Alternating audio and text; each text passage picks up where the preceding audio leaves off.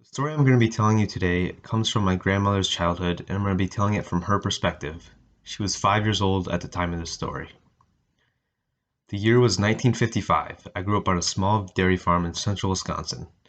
My mother, father, brother, sister, and I moved there when I was just a year old.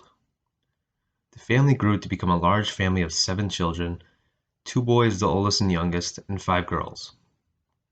The farmhouse was very crowded, with only 2 bedrooms upstairs and a pull-out sofa downstairs. We never thought it was crowded though, as we spent most of our time outside. The girls helped out in the house with cleaning, cooking, laundry, etc.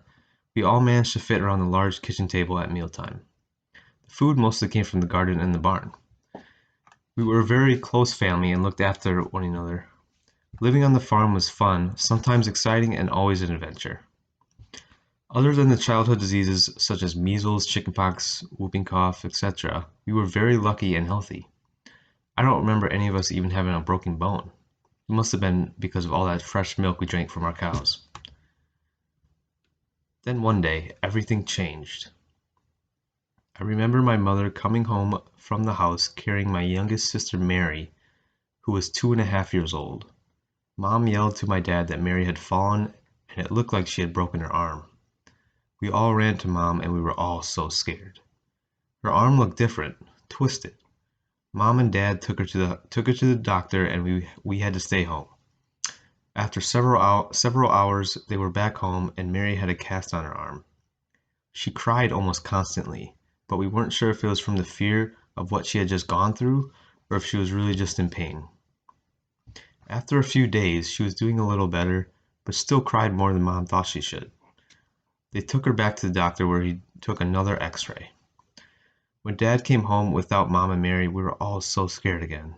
I remember that one of my younger sisters thought that something had happened and that Mary had died.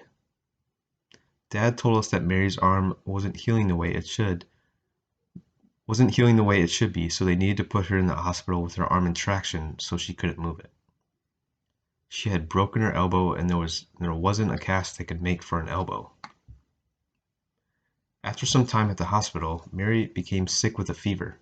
The doctor did a spinal tap where they removed fluid and tested for different illnesses. The test showed that she had contracted polio. They put her in isolation and Mom stayed with her. She had contracted polio while in the hospital, and there were other cases of polio on the floor that she was staying. Dad told us the next morning the doctor was coming to our house to check the rest of us over to make sure we were doing all right.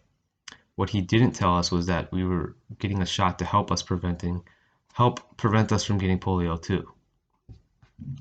When the doctor left that day, he put bright red signs at the end of our driveway saying we were quarantined. I remember one of the neighbors dropping off groceries, baked goods, casseroles, etc. at the end of the driveway. I don't remember how many weeks she was in the hospital, but the day finally came when Mary came home. She was not the same when she came home. Her arm that she had broken was paralyzed. She could not even move a finger or any part of her arm. The polio had hit her hardest in the arm that was broken.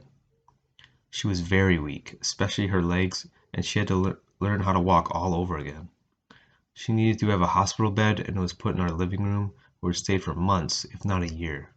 In order to pay the bills, Dad had to sell the farm. No more fresh beef, chicken, eggs, or milk. To feed a family of 9 was very costly. Dad had a beautiful pair of workhorses that he owned for years. They were his pride and joy. The day they were sold and taken away was the only time I've ever saw my dad cry.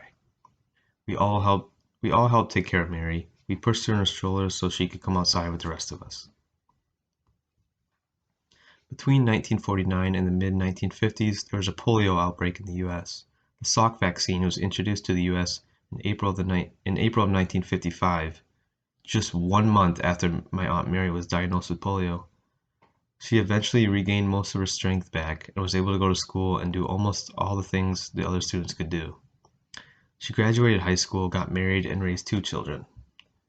Before the vaccine, the only precaution they could take was the gamma goblin shot that would boost your immune system. My Aunt Mary was able to recover from polio.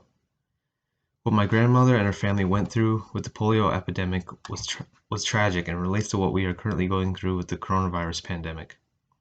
Perhaps one day I'll be telling my grandchildren about what we're going through today.